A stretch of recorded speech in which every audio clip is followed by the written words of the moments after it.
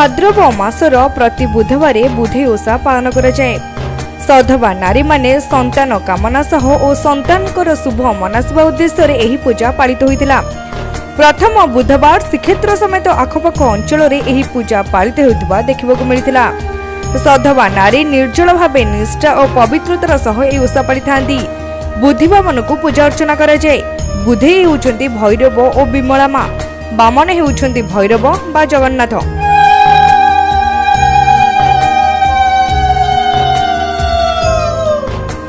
ओषा दिन पूजा अर्चना स्थली को गोबर लिपा जाइतिला। पूजा पाई 5 रंगर फूल, 5 प्रकार फल, 5टी धूप, 5टी दूब और 5टी चाउल विधि अनुसार रखा जाइतिला। बेलपत्र, फूलमाल और खईमाल लागि होइतिला। प्रथम पाली रे नड़िया बस जाई एहा शेष पाली रे भंगाजिवो। मझी पाली रे पिठापणा भोग कराजिवो। शेष पाली रे 5 प्रकार पिठा कराजिवो। शिलो और शिलोपुआ को गंगा जल रे स्नान कराई हलदी लगाई नारी बेसरे सजा जाइतिला। मठारे सिंदूर और आखिरे कजल लगा जाइतिला। सुसज्जित फूल रे मां को सजेई खई, कोरा, कदली, सेऊ, अंगूर, पिजुली आदि भोग लगी करी पूजा अर्चना करा जाइतिला। बुद्धिबामनक ओषा बही पढ़ा जाइतिला। धूप दीप झुणा लगा जाई बुद्धिबामनक आगरे मुंडिया मारी निज निजर परिवार वर्गक शुभ मनास्थांती। निसंतान महिला माने एही पूजा को निष्ठार सह करथांती।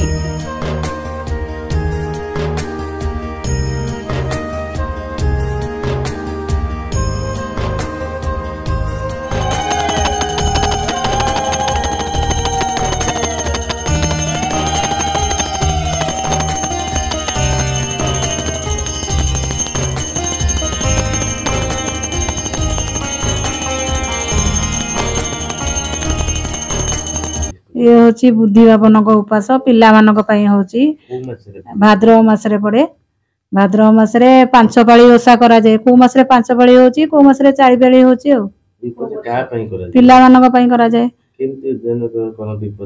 सकाळू उठी गाधऊ बानुका दिया जाय। ता देरे बानुका देरे फूल सब बानुका दिया जाय। सकाळू गाधेकरी तापर आसिकी शिवा मुळे आसिकी भोग करिकी भोग नेकी पाऊ आ घर को जाऊ। संध्या बेले आसिकी सब फल मूल सब आनिकी पूजा करके समस्त बसिकी एकाठी पूजा करू। हलदी, गुआ, कौड़ी आउ छिट सब दिया जाए मां को देहरे। पूजा तो आम सासू करुले देखी हम कर बुद्धि ओषा भाद्रव मासरे पड़े। 4 पाली पड़े, 5 पाली पड़े।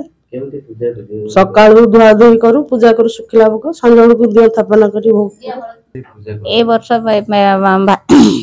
सकाळू गाधो पाध करी पालुंगा दे पूजा शिल पाखरे आमे किछि प्रसाद भोग करू।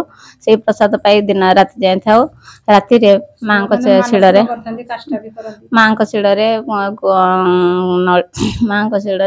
गुआ न हलदी कौड़ी स्थापना करी फूल चंदन धूप दीप दे ए पूजा आमे करथाओ। एवं भोग रे नड़िया गुआ भोग नानादि प्रकार फल इत्यादि भोग करिथाओ। भाद्र मास र प्रत्येक बुधवार दिन बुद्धि ओषा पालित होता है। उत्कलीय नारी माने निजर संतान संततिंकर सुख समृद्धि कामना करी एवं जो मानकर संतान न होता है से माने संतान कामना करी यही व्रतटी को पालन करिथांती। यही व्रतरे बुद्धि मां मानकर पूजा अनुष्ठित हुए। माँ मंगलांकर पूजा हुए एवं तांको बुद्धि बामन भाव में पूजा करा जाए।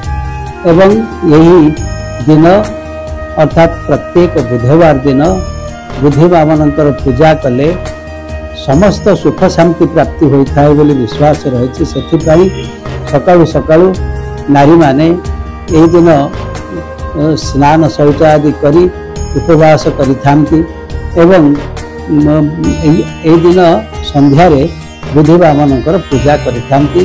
गोटे शिल रे से हलदी रे मंगलांकर मूर्ति अंकन करती एवं से मूर्ति रे 8 प्रकार फूल प्रदान करती, 8 प्रकार फल मध्य छुअंती एवं विभिन्न प्रकार भोग माँ को पाखरे काढ़ी दि जाए।